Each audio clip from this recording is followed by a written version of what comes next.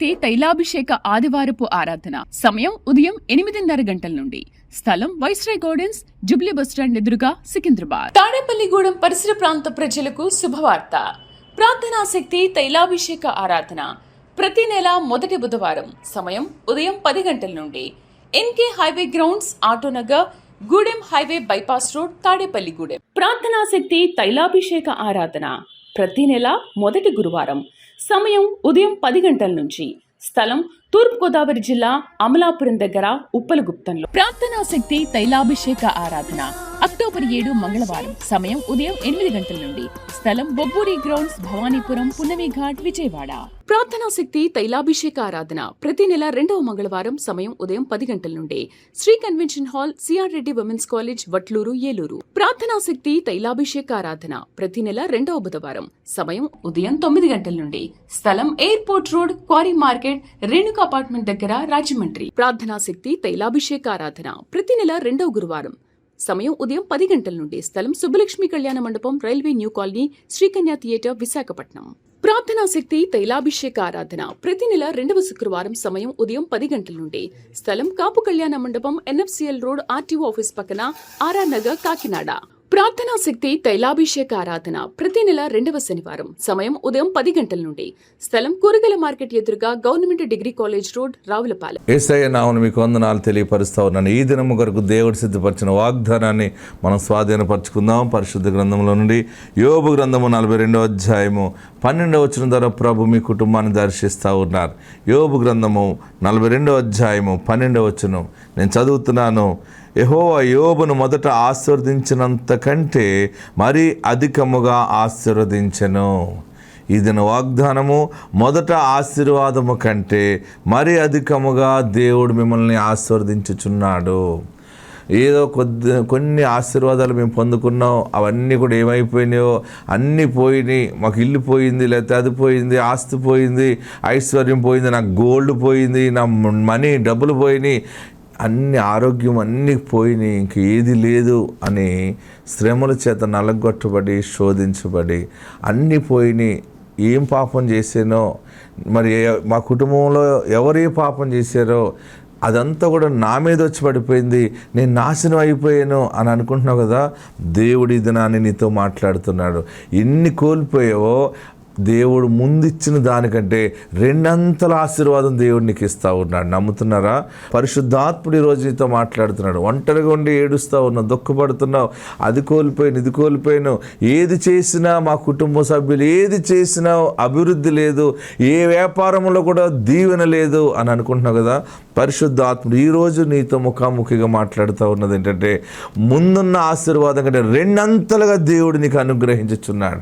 2 ఆశీర్వాదాన్ని మీరు తీసుకుని దేవుని సాక్షిగా ఉండబోతున్నావు. ఆస్తి పోయిందేమో 2 ఆస్తి దేవుడు ఇవ్వబోతున్నాడు. గోల్డ్ పోయిందేమో 2 రెట్లు దేవుడు గోల్డ్ నీకు ఇవ్వబోతూ ఉన్నాడు. నువ్వు ఏ స్థితిలో, ఆత్మీయ స్థితిలో నువ్వు పడిపోయి ఆ భక్తిని కూడా కోల్పోయేమో 2 ఆత్మ పొందుకుని ఆత్మీయ స్థితిలో ఎదిగే కృపను దేవుడు నీకు అనుగ్రహించుచున్నాడు. యోబును మొదట ఆశీర్వదించిన దానికంటే శ్రమల తర్వాత, శోధన తర్వాత 2 దేవుడు ఆశీర్వదించి ఉన్నాడు. నీ జీవితంలో 2 ఆశీర్వాదాన్ని నువ్వు చూడబోతున్నావు. ఆత్మ తోడుండును గాక. God bless you. వాక్య భాగంలోకి వెళ్దాం. కొద్ది నిమిషాలు దేవుని వాక్యాన్ని ధ్యానం చేసుకుందాం. నేను ప్రార్థన చేస్తుంటే దేవుడు నాకు ఇచ్చిన మాట మీకు తెలియపరచడానికి మీ ముందు నేను నిలిచి ఉన్నాను. దేవుడు ఈ దినాన్ని మీ పట్ల కార్యము జరిగిస్తున్నానని చెప్పారు కదా. ఇలా చేస్తానో, అలా చేస్తానో, మీరు ఆశీర్వదించబడతారో, మీకు ఆయుష్ ఉంది, నువ్వు స్థిరపడతావు అనే మాటలు మనం వింటున్నాం. అయితే ఇది ఎలా జరుగుతుంది, ఎప్పుడు జరుగుతుంది అని అనుకుంటున్నాం కదా. ఈరోజు దేవుడు మనకిచ్చే వర్తమానం ఏంటంటే, నీకు ఒక సూచన దేవుడు ఈ నెలలో చూపించబోతా ఉన్నాడు. ఎలా జరుగుతుంది, ఎలా ఉంటుంది నీ బ్రతుకు, నీ పిల్లలు అనేది ఏడుస్తున్నావు కదా. అసలు ఏం జరుగుతుందో దేవుడు ఒక సూచన చూపించబోతున్నాడు. ఈ సూచన సంబంధించిన అంశాన్ని మనం ధ్యానం చేసుకుందాం. మరి రాజుల 2వ గ్రంథాన్ని మనం తెరిస్తే అక్కడ 20వ అధ్యాయంలో హిజ్కియా మనకు కనబడుతూ ఉంటారు. హిజ్కియా అనేటువంటి పెద్ద మనిషి మంచి పాలన చేస్తూ ఉన్నాడు. హిజ్కియాకి ఒక వ్యాధికి వచ్చింది. ఆ వ్యాధి వచ్చి ఆ మనుషుడు క్షీణ దశకి వెళ్ళిపోయినప్పుడు దైవజనుడు యెషయా ప్రవక్తని దేవుడు పంపించి నీ సమయం అయిపోయింది, నీకు మరణం సమీపించబోతుంది, నువ్వు ఇల్లు చక్కబెట్టుకో అని చెప్పు అని దేవుడు దైవజనుడిని పంపిస్తాడు. చూడండి, రాజుల 2వ గ్రంథము 2 Kings chapter 20లో మనం చూస్తున్నప్పుడు బైబిల్ ఎంతమంది దగ్గర ఉన్నాయి? తెరవండి, పైకి చూపించండి. అందరి దగ్గర ఉన్నాయి. ఓకే, తెరవండి, ఓపెన్ చేయండి. 2వ రాజుల గ్రంథము, రాజులు 2వ గ్రంథంలో 20వ అధ్యాయము 1 నుండి మనం చదువుతాం.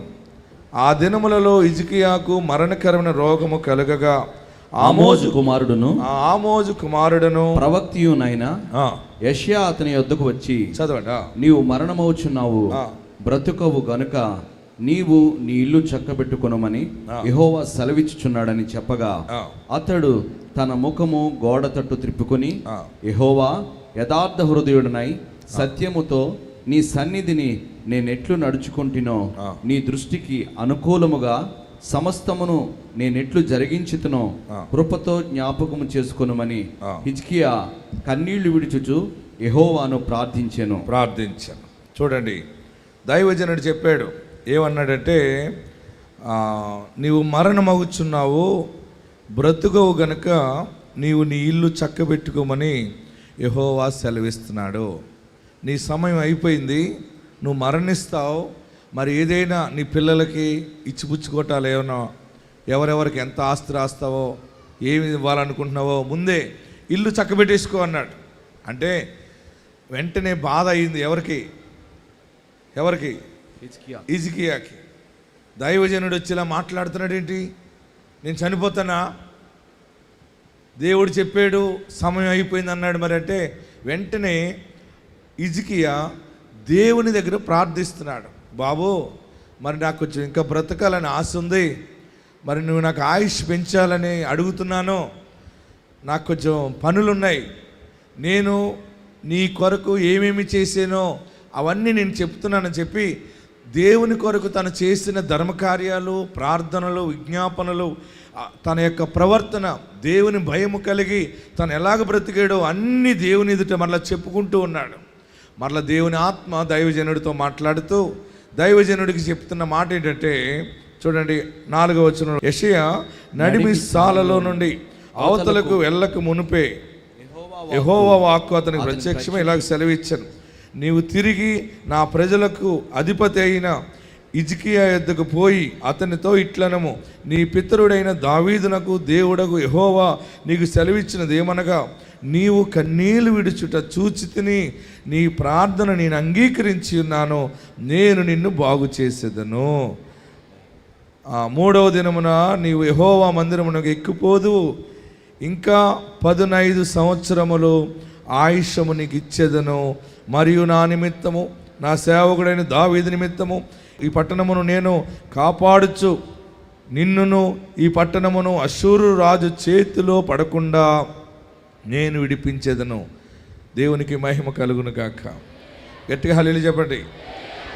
మరి ముందుగా కొన్ని విషయాలు మీకు తెలియపరుస్తున్నాను. వర్తమానంలోకి నేను వెళ్ళే ముందు దేవుడు నాకు బయలుపరిచిన మాట, ఆ విలువ, ఆ మర్మాన్ని మీకు బోధించబోతున్నాను. మరి ఇతను ఏడ్చాడు. దేవుడు ఈయన ఏడ్చిన కన్నీళ్లను దేవుడు చూచి మళ్ళీ దైవజనుడు చెప్పాడు, ఇదిగో యెషయా ఏడుస్తున్నాడు, సర్లే 15 సంవత్సరాల ఆయుష్ పెంచానని చెప్పు. ఎన్ని సంవత్సరాలు? 15 years. 15 సంవత్సరాలు మళ్ళీ ఆరోగ్యంగా ఉంటాడు, బ్రతుకుతాడని చెప్పు. తర్వాత తన పాలన దీవెనగా ఉంటుందని చెప్పు. తనల్ని తరుముతున్నటువంటి శత్రువు చేతిలో తనను పడకుండా కాపాడుతున్నానని చెప్పు అన్నాడు. ఈ పాస్టర్ గారు మంచిగా బయలుదేరి వెళ్ళి హిజ్కియా దగ్గరికి వెళ్ళి, హిజ్కియా నువ్వేం భయపడకు, దేవుడు నీకు చెప్పమన్న మాట ఏంటంటే 15 సంవత్సరాల ఆయుష్ నీకు ఉందన్నాడు. అవునా అన్నాడు. 15 సంవత్సరాలు ఉంది నీకు. 15 ఏ 2-3 వస్తే బాగుండేమో అనుకున్నాడేమో బహుశా. 15 సంవత్సరాలు అనేటప్పటికీ తర్వాత ఏమన్నాడంటే, తన నమ్మలేని గొప్ప కార్యం ఏంటంటే నీవు అష్షూరు రాజు చేతిలో పడకుండా నీవు పట్టణమును బాగా కాపాడుకుంటావు, నీవు పాలన బాగా చేస్తావు, నీ పాలన ముందుకెళ్తుంది, అన్ని ఆశీర్వాదకరంగా ఉంటాయని దైవజనుడు చెబితే అప్పుడు హిజ్కియా చాలా తెలివైనవాడు, హిజ్కియా చాలా జ్ఞాని. హిజ్కియా తల్లి కూడా చాలా జ్ఞానమైనటువంటి తల్లి. హిజ్కియా ఏమన్నాడంటే, పాస్టర్ గారు మీరు ఇన్ని మాటలు చెప్తున్నారు, టపటప బోళ్ళు చెప్పేశారు. పాస్టర్ గారు ఏంటి చెప్పాడు?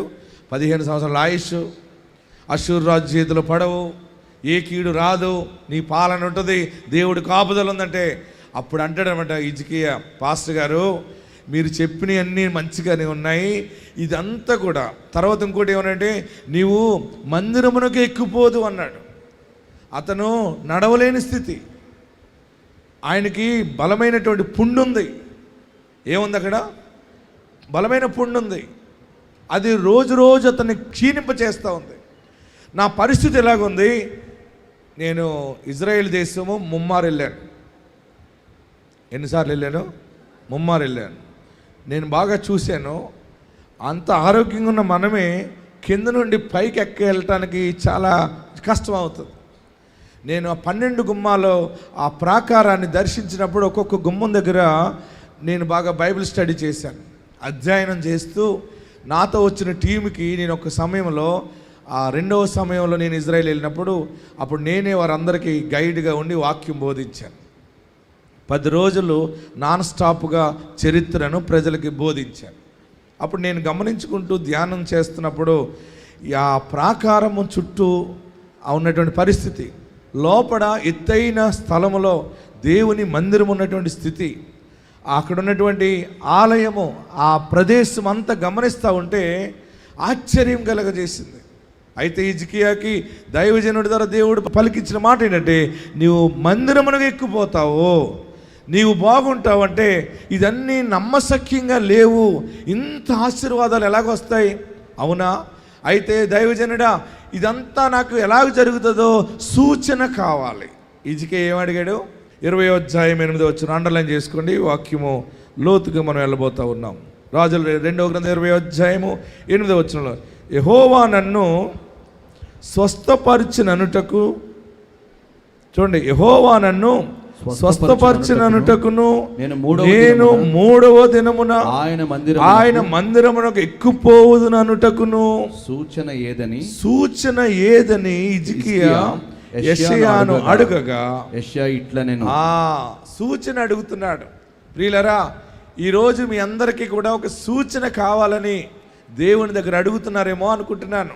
ప్రభువా, నా బిడ్డ బ్రతుకు ఎలాగుంటుందో చూపించు బాబు, నా భర్త జీవితం ఎలాగుంటుందో చూపించు బాబు, నాకు ఎలాంటి మొగుడు వస్తాడో చూపించు బాబు, బాబు మాకు ఎలాంటి ఇల్లు కట్టుకుంటామో చూపించు, అసలు మా జీవితంలో ఇల్లు కట్టుకుంటామా, నా రోగం తగ్గుతుందా, నాకు పెళ్ళి అవుతుందా, నాకు పిల్లలు పుడతారా, అసలు ఎలాంటి పిల్లలు పుడతారు, ఆ పిల్లల ముఖాలు ఎలాగుంటాయి, ఇవన్నీ అడుగుతున్నావా?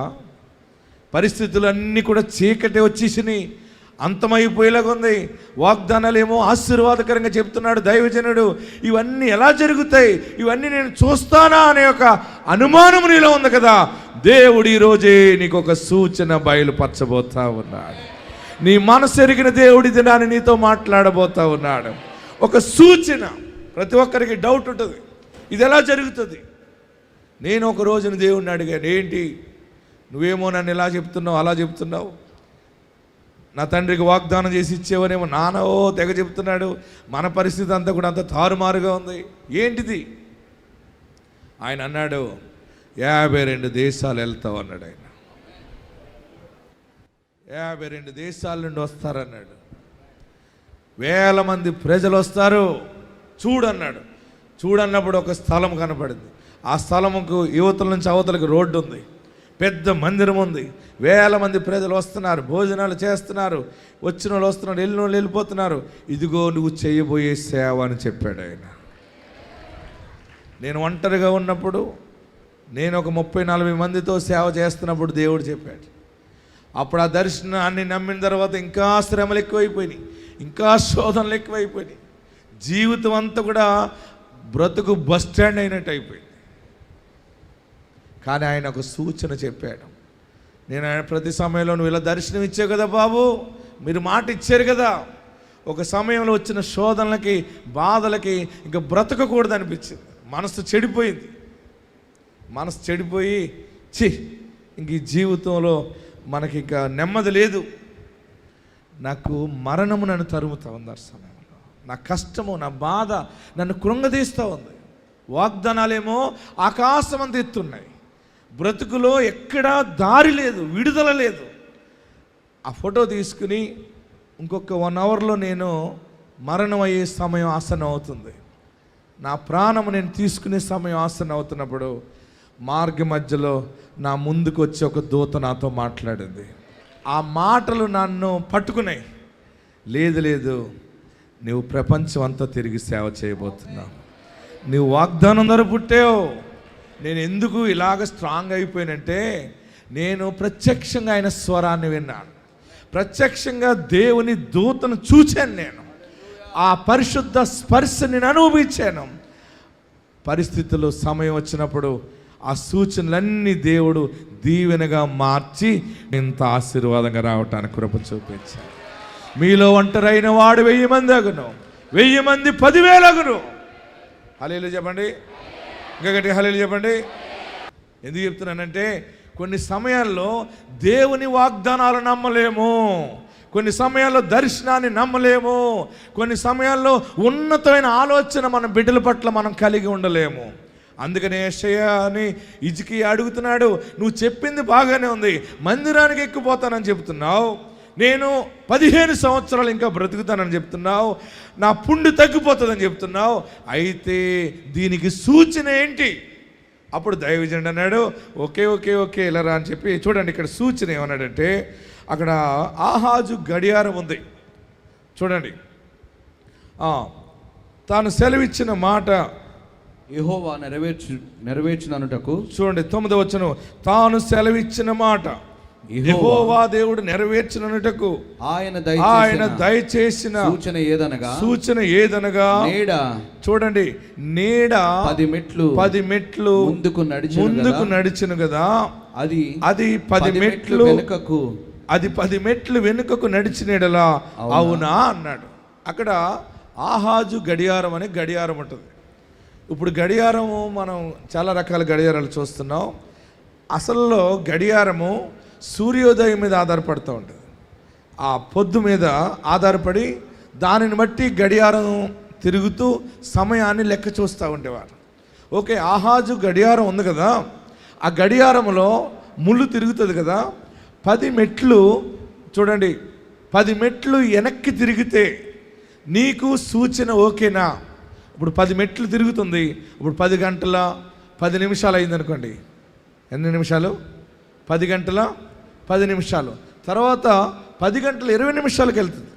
ఓకే, 10 గంటల 10 నిమిషాలు దాటి ముందుకెళ్ళటం కంటే మళ్ళీ 10 నిమిషాలు గడియారం మీదన్న నీడ వెనక్కి వెళ్తే నీకు ఓకేనా అన్నాడు. ఓకే, మీకు అర్థమైందా మీ అందరికీ? సూచన, గడియారం తిరుగుతున్న గడియారం 10 మెట్లు వెనక్కి నీడ చూపిస్తే ఓకేనా అంటే, అప్పుడు హిజ్కియా అన్నాడు, ఇది 10 మెట్లు ముందుకు నడవటం ఈజీయే కానీ మళ్ళీ 10 మెట్లు వెనక్కి నీడ రావటం అనేది కష్టం కదా. ఓకే, ఇది గనక జరిగితే నీవు చెప్పిన వాగ్దానం నిజమని నేను నమ్ముతాను. ఆమేన్, హల్లెలూయా. వెళ్ళిపోతున్న పొద్దు మళ్ళీ వెనక్కి రావటం అంటే పొద్దు తిరిగి వస్తుందా? రాదు కదా. 10 మెట్లు వెనక్కి తిరిగిందంటే నువ్వు చెప్పింది నాకు జరుగుతుంది. దైవజనుడు మంచి సూచన చెప్పాడు. ఓకేనా? అప్పుడు ఆహాజు గడియారం అంటే పెద్ద పేరు అనమాట రాజ్యంలో. అప్పుడు ఆశ్చర్యంగా హిజ్కియా చెబితే ఈ యొక్క యెషయా పాస్టర్ గారు ఏం చేశాడో చూడండి 10వ వచనం, బైబిల్ ఉన్నవారందరూ తెరవండి. 10వ వచనం, హిజ్కియా అని ఇట్లా, నేను నీడ 10 మెట్లు ముందరికి నడుచుట అల్పము. హిజ్కియా అంటున్నాడు 10 మెట్లు ముందుకు నడుచుట అల్పము కానీ నీడ 10 గడులు వెనుకకు నడుచుట చాలును.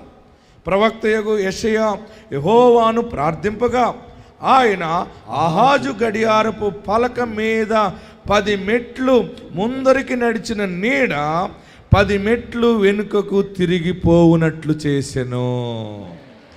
గట్టిగా హల్లెలూయా చెప్పండి. ఇంకా గట్టిగా హల్లెలూయా చెప్పండి.